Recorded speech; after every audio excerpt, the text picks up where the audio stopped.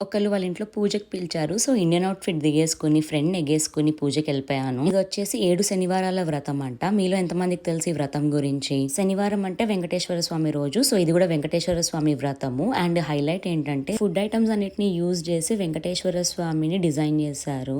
Crazy creative thought కదా! పులియార, శనగలు, వడలు, beetroot rice, halwa, kesari, fryums ఇవన్నీ యూజ్ చేసి వెంకటేశ్వర స్వామితో పాటు శంఖం, చక్రం కూడా గీశారు. ఎంత కరెక్ట్‌గా ఉంది కదా!